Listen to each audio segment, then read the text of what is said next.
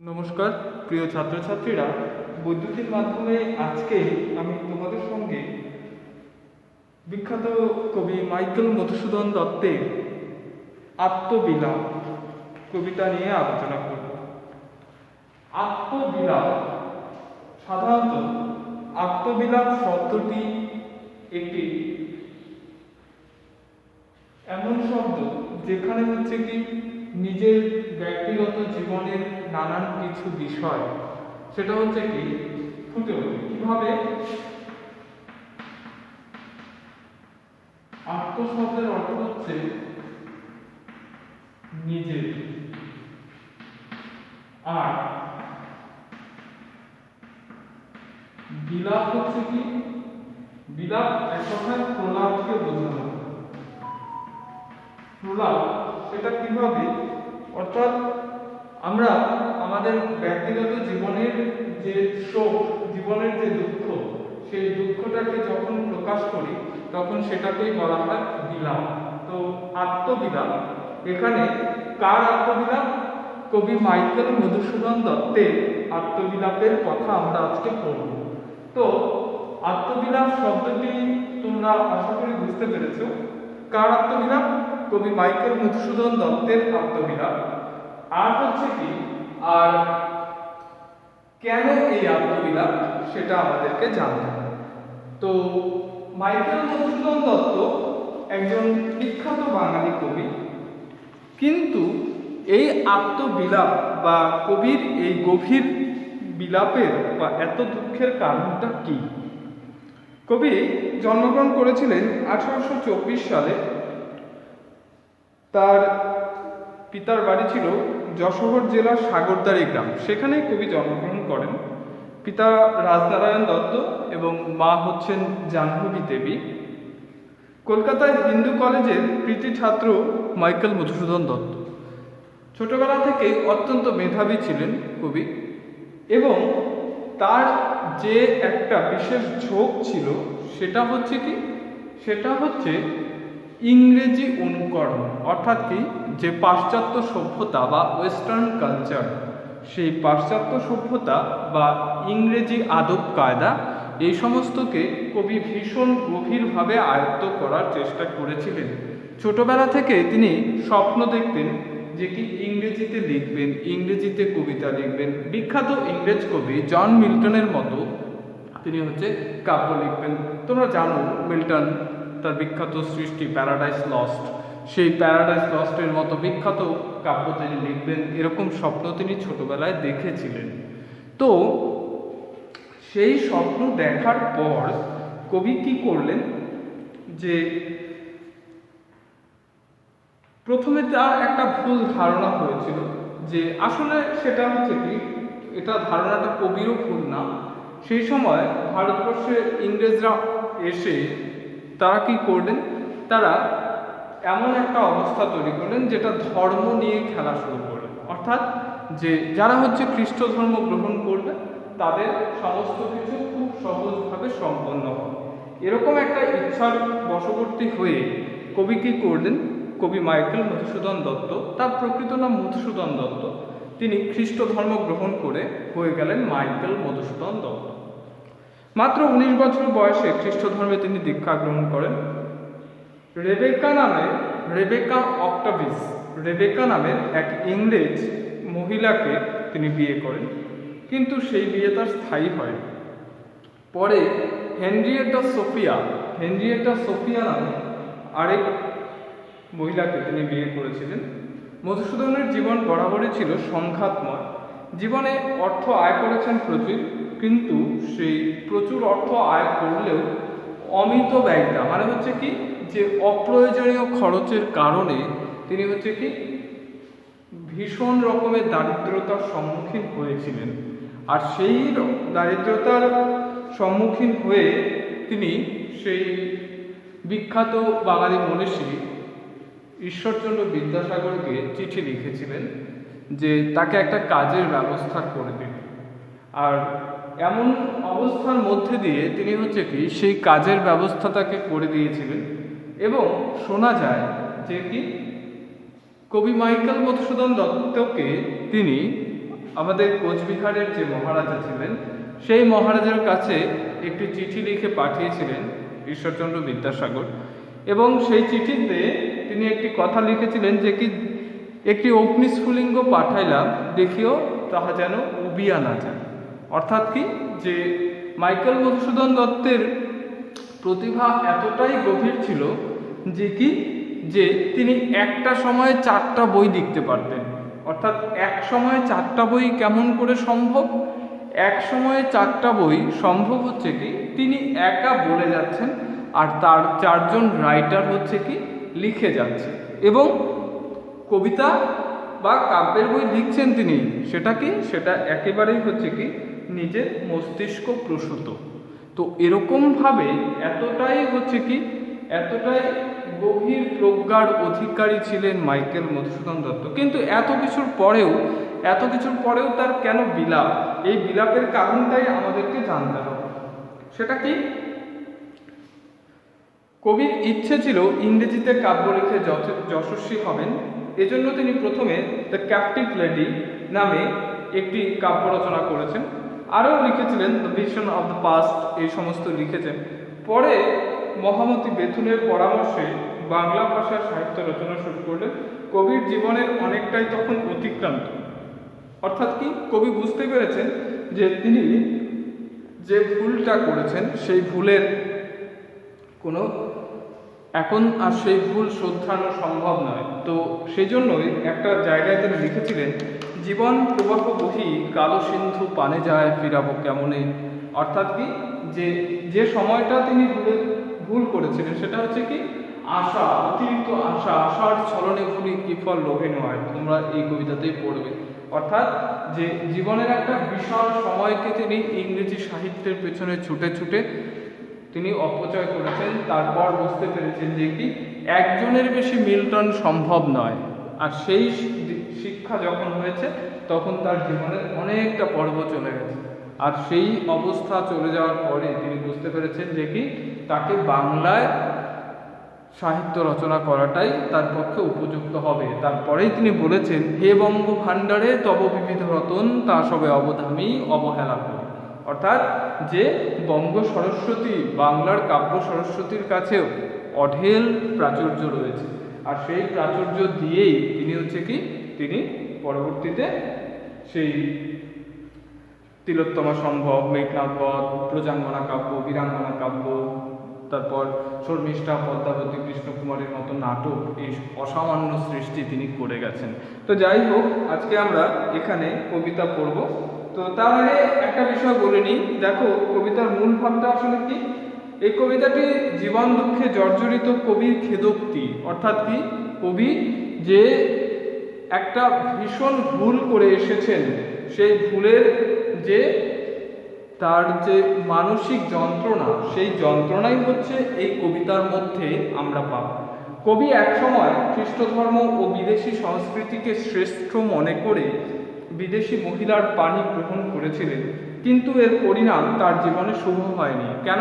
কারণ খ্রিস্ট ধর্ম গ্রহণ করার পর তার পিতা তাকে বাড়ি থেকে বের করে দিয়েছিলেন, তাকে ত্যায্য পুত্র করেছিলেন, তার সমস্ত সম্পত্তি থেকে তাকে বিতাড়িত করেছিলেন। যদিও পরবর্তীকালে ঈশ্বরচন্দ্র বিদ্যাসাগরের সহায়তায় তার অনেকটাই তিনি রক্ষা করতে বা পুনরুদ্ধার করতে পেরেছিলেন। যাই হোক, তো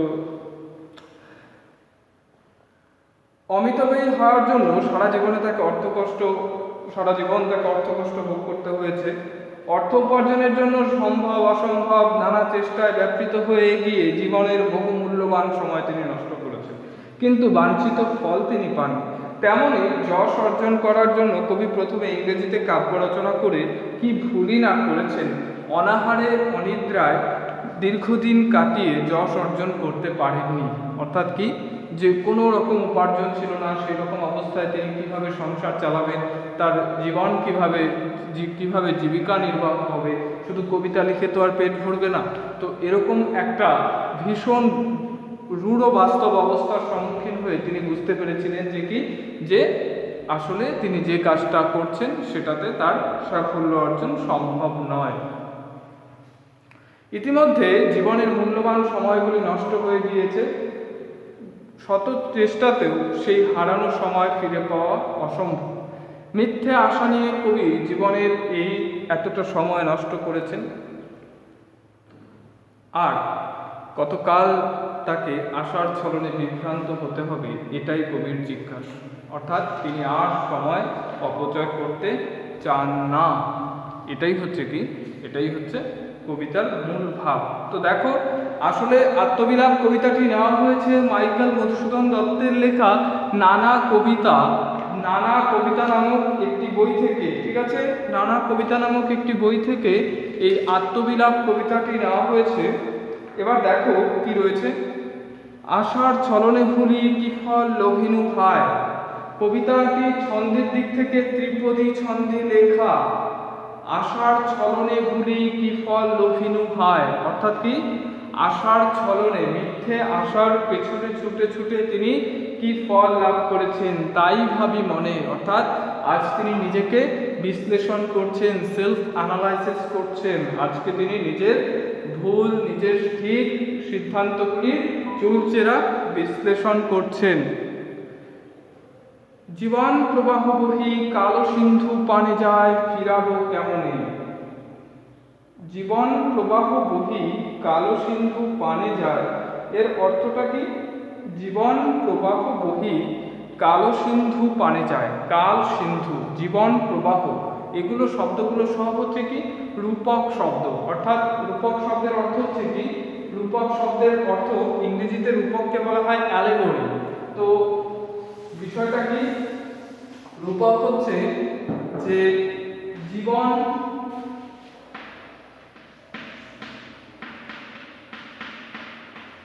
প্রবাহ, জীবন হচ্ছে কি আমাদের এই যে লাইফ, এটাকে বলা হয় জীবন। অর্থাৎ জন্ম থেকে মৃত্যু পর্যন্ত এই যে একটা দীর্ঘ অবস্থা, এই দীর্ঘ অবস্থাকে বলা হচ্ছে জীবন। আর প্রবাহ মানে হচ্ছে কি ওয়েভ, প্রবাহ মানে হচ্ছে ওয়েভ বা ঢেউ। তাহলে জীবনটাকে আমরা কি দেখতে পাই? জীবনকে আমরা কখনো দেখতে পাই না। অর্থাৎ জন্ম আর মৃত্যু মাঝের যে দীর্ঘ সময়টা, সেটাই হচ্ছে জীবন। আর প্রবাহ হচ্ছে ওয়েভ, ঢেউ, ঢেউকে দেখা যায়, তো সেটাই বলেছে জীবন প্রবাহ। তাহলে জীবন প্রবাহ, এটা হচ্ছে কি জীবনকে নদীর প্রবাহ বা জলের প্রবাহের সঙ্গে তুলনা করা হয়েছে। এটা হচ্ছে কি রূপক শব্দ। এখানে অনেক রকমের রূপক শব্দ আমরা পাবো। জীবন প্রবাহ বহি কালো সিন্ধু, কাল সিন্ধু মানে কি কাল সিন্ধু, সিন্ধু মানে সিন্ধু নদকে বোঝায়, কিন্তু এখানে মৃত্যু। জীবন প্রবাহ কাল সিন্ধু মানে হচ্ছে কি মৃত্যু, এটাও হচ্ছে রূপক শব্দ। কালকে আমরা, মৃত্যুকে আমরা দেখতে পাই না, যে মৃত্যুকে চোখ দিয়ে দেখা যায় না কখনো, যে কি মৃত্যু ওরকম ভাবে দাঁড়িয়ে আছে বা কিছু এরকম নয়। আর সিন্ধু সেই সমুদ্র বা সিন্ধু নদ, এদের বাস্তব অস্তিত্ব আছে।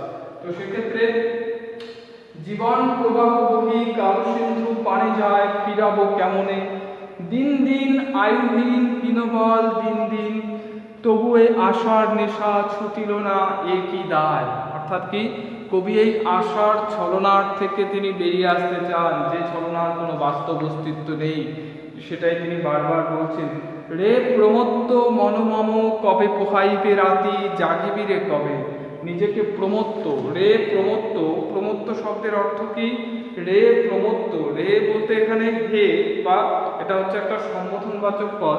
তো রে প্রমত্ত, প্রমত্ত মানে হচ্ছে পাগল।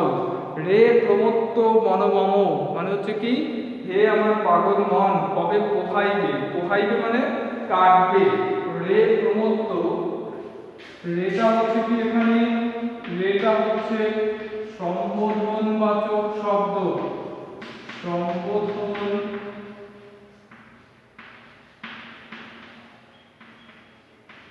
বাচক শব্দ। আর প্রমত্ত শব্দের অর্থ হচ্ছে কি, প্রমত্ত শব্দের অর্থ হচ্ছে পাগল। রে প্রমত্ত মনম মম, মম বলতে আমার, হে আমার পাগল মন, কবি নিজেকে বোঝাচ্ছে। মম বলতে আমার, এখানে মম কিন্তু ওখানে নেই, আবার কেউ খাবার মম খাবো না। রে প্রমত্ত মনমম কবে পোহাইবে রাতি, অর্থাৎ কি পোহাইবে বলতে কাটবে, কবে পোহাইবে অর্থাৎ রাত কবে পোহাবে। জীবন উদ্যানে তোর যৌবন কুসুম ভাতি। জীবন উদ্যানে, জীবনটাকে হচ্ছে কি, জীবনটাকে হচ্ছে ফুলের বাগানের সঙ্গে তুলনা করেছেন। জীবন উদ্যানে, এটাও রূপক শব্দ।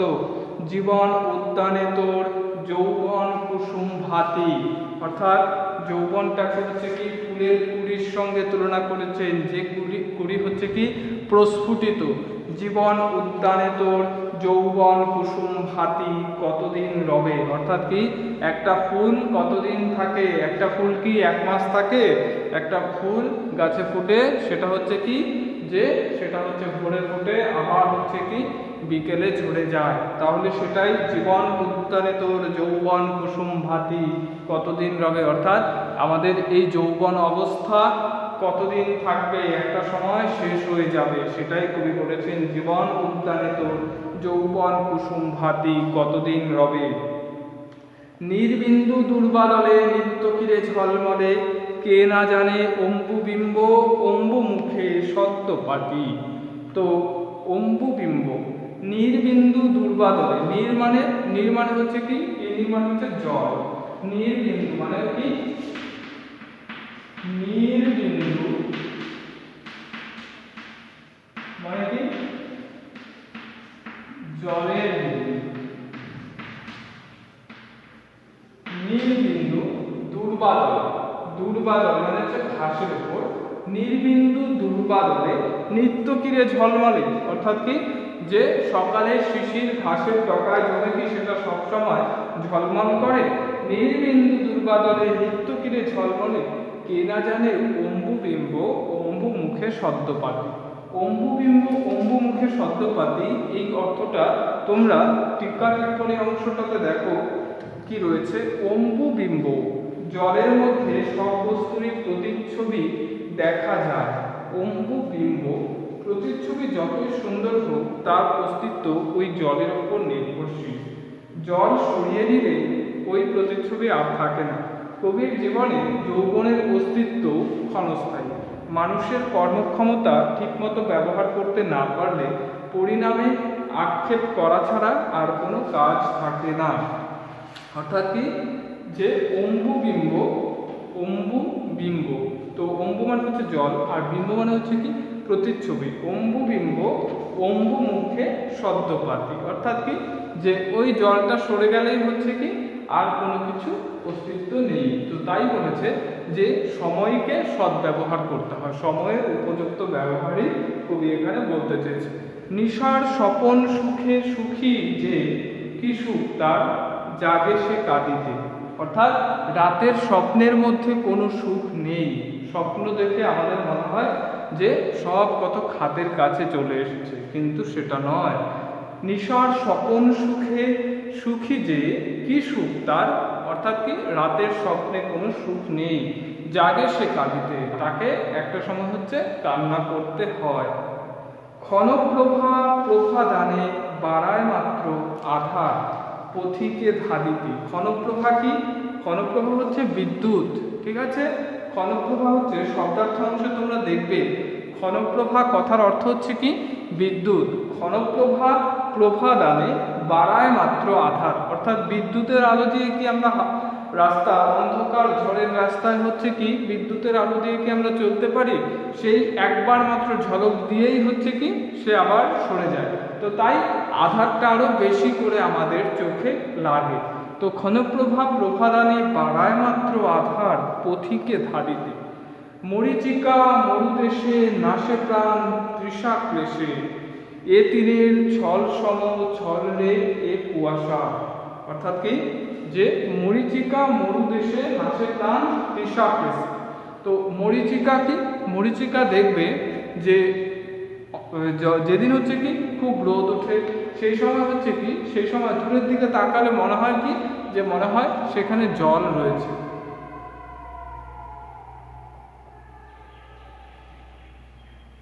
তো সেই যে হচ্ছে কি সেখানে জল রয়েছে, এটা হচ্ছে কি এটা স্বাভাবিকভাবে মনে হয় যে কি ওখানে মনে হয় জল আছে, তো ওখান থেকে জল পান করা যায়। কিন্তু দূরে গিয়ে কাছে গিয়ে দেখা যায় কি, কাছে গিয়ে দেখা যায় আদতে সেখানে কিছুই নেই।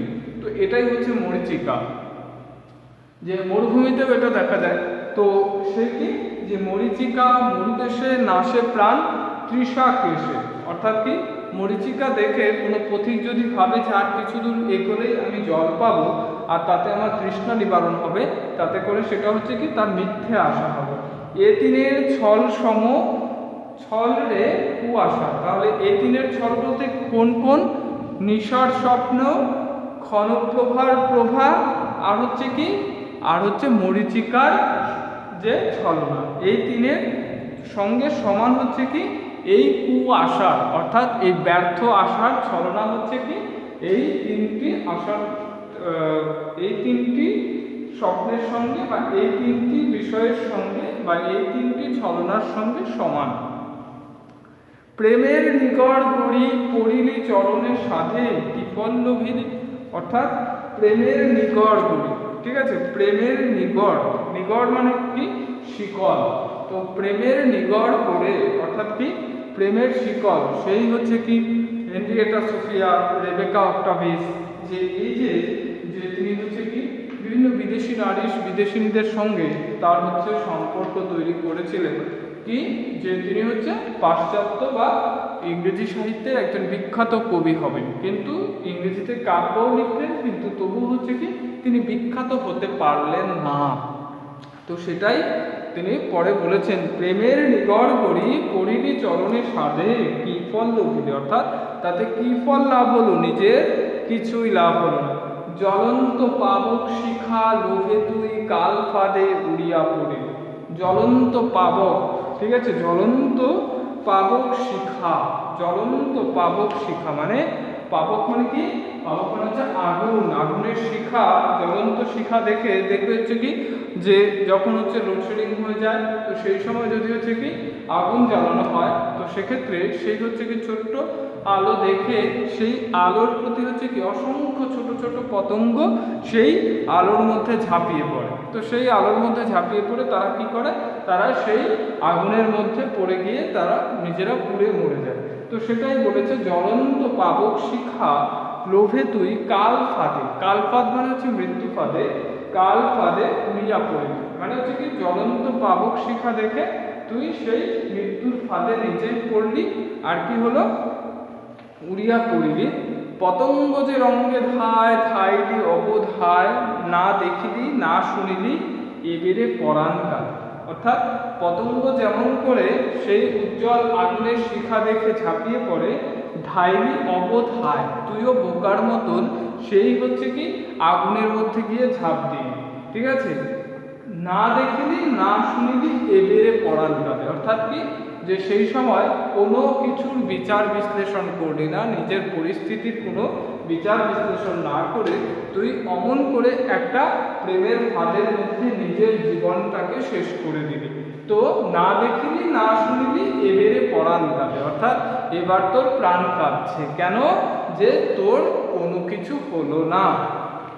বাকি কি রাখিলি তুই বৃথা অর্থ অন্বেষণে, অর্থাৎ তুই নিজে বাকি তো কিছু রাখিস নি, বৃথা অর্থ অন্বেষণে, অর্থ মানে যে খ্যাতি যশ ধন সম্পদ এই সমস্ত পেছনে ছুটে তিনি হচ্ছে কি তিনি হচ্ছে নিজের একটা যে গভীর যে একটা গুরুত্বপূর্ণ যে সময় সেই সময়টাকে তিনি অপচয় করে ফেলেছেন। ক্ষতমাত্র হাত তোর মৃণাল কণ্টক গণে কমল তুলিতে, নারীলি করিতে মনি দংশিল কেবল ফণি এ বিষম জ্বালা ভুলিবি মন কেমন, অর্থাৎ কি তুই এত কিছু করলে তারপরেও কি হলো না, নারীলি করিতে মনি, তুই তাও মণি হরণ করতে বা মণি ধারণ করতে পারলি না। নারীলি করিতে মনি দংশিল কেবল ফণি, দংশিল মানে দংশন করা মানে কাটা, দংশিল দংশন করলো মানে কামড়ালো, কি কি কামড়ালো, ফণি, ফণি মানে হচ্ছে সাপ, নারীলি নারীলি করিতে মনি দংশিল কেবল ফণি,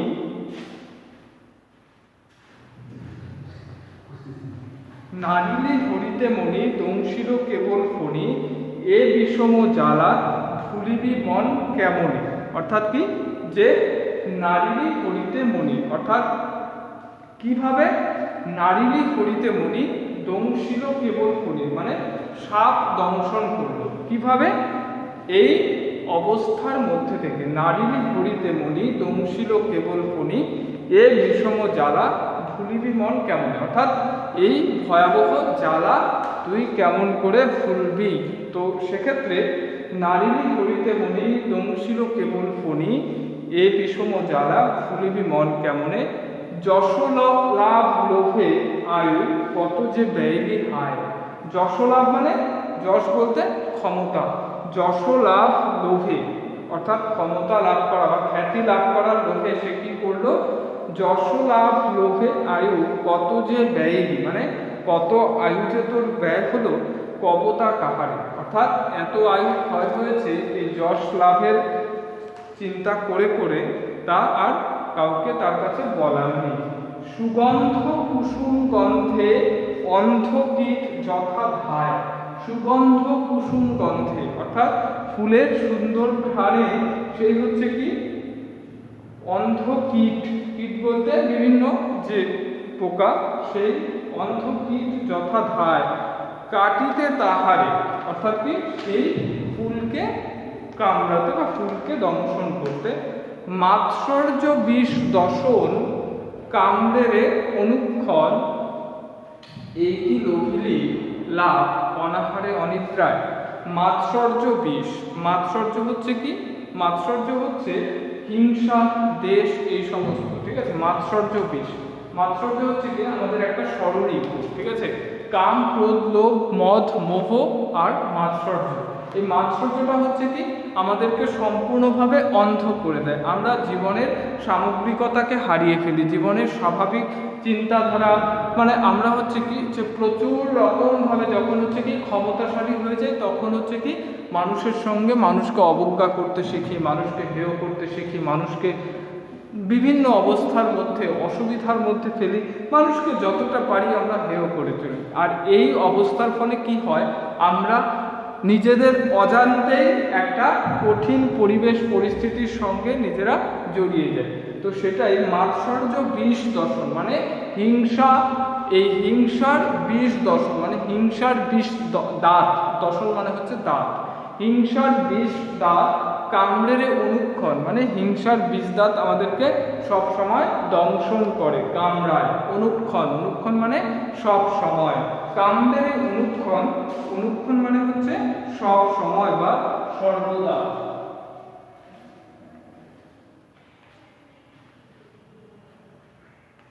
এই কি লোভিলি লাভ অনাহারে অনিদ্রায়, অর্থাৎ না খেয়ে না ঘুমিয়ে তোর কি এই ফল লাভ হলো। এই কি লোভিলি লাভ অনাহারে অনিদ্রায়, অর্থাৎ না খেয়ে কি তোর এই ফল হলো। মুকুতা ফলের লোভে ডুবেরে অতল জলে যতনে ধীবর, ঠিক আছে। মুকুতা ফলের লোভে অর্থাৎ যে ডুবুরি কি করে, ডুবুরি হচ্ছে মুক্তার অনুসন্ধান করতে সমুদ্রের গভীরে চলে যায়। মুকুতা ফলের লোভে ডুবেরে অতলে যতনে ধীবর, আসলে ধীবর মানে হচ্ছে কি জেলে, ঠিক আছে। ধীবর মানে জেলে মাঝিদেরকে বলা হয়, কিন্তু এখানে আমরা পড়ব হচ্ছে ডুবুরি, ঠিক আছে। তো মুকুতা ফলের লোভে ডুবেরে অতল জলে যতনে ধীবর শত মুক্ত ধিক আয়ু কালো সিন্ধু জলে ফেলিস পামর, অর্থাৎ কি শত মুক্ত ধিক আয়ু, সেই মুক্তার থেকেও মূল্যবান হচ্ছে নিজের প্রাণ, সেই প্রাণকে বিপন্ন করে সে কাল সিন্ধু জলতলে, কাল সিন্ধু মানে আমি প্রথমে বলেছি কাল সিন্ধু মানে হচ্ছে মৃত্যু সাগর, তো সেই মৃত্যুর সমুদ্রে সে নিজে ডুব দেয়। কেন? সে মুক্তা লাভ করতে। কাল সিন্ধু জলে ফেলিস পামর, পামর মানে কি, পামর মানে হচ্ছে পাপী। তো সে কবি নিজেকেই কি বলছেন যে তুই মুক্তার অনুসন্ধান করতে গিয়ে নিজের প্রাণটাকেই হেয় প্রতিপন্ন করেছিস, নিজের প্রাণটাকেই গুরুত্ব দিসনি, সেটাই কবি বলেছেন। ফিরি দিবে হারা ধন কে তোরে অবোধ মন, অর্থাৎ কি তোর হারিয়ে যাওয়া সম্পদ কে তোকে ফিরিয়ে দেবে। ফিরি দিবে হারা ধন কে তোরে অবোধ মন, হায় রে ভুলিবি কত আশার কুহুক ছলে, অর্থাৎ তুই কত আশার কুহুক ছলে ভুলবি, অর্থাৎ তোকে এই হারিয়ে যাওয়া সম্পদ কে তোকে ফিরিয়ে দেবে। এটা হচ্ছে কি, এটা হচ্ছে কবি নিজের সম্পর্কে বলেছেন। ফিরি দিবে হারা ধন, কেতরে অবোধ মন, হায় রে ভুলিবি কত আশার কুহুক ছলে। কুহুক মানে হচ্ছে কি, কুহুক মানে হচ্ছে ছলনার ফাঁদ।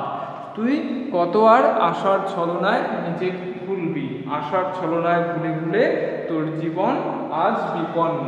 এখানে দেখো টিকা টিপ্পণী বলে যে অংশটা আছে, সেই অংশগুলো খুব ভালো করে পড়তে হবে। তার কারণ হচ্ছে কি, তার কারণ হচ্ছে আমাদের তাৎপর্যের জন্য এই জায়গাগুলো অত্যন্ত গুরুত্বপূর্ণ। আমরা যখন হচ্ছে কি, যখন কবিতার প্রশ্নোত্তরের জন্য তাৎপর্য পড়ব, তো সেই তাৎপর্য লিখতে গেলে আমাদেরকে এই অংশগুলো অত্যন্ত সাহায্য করবে।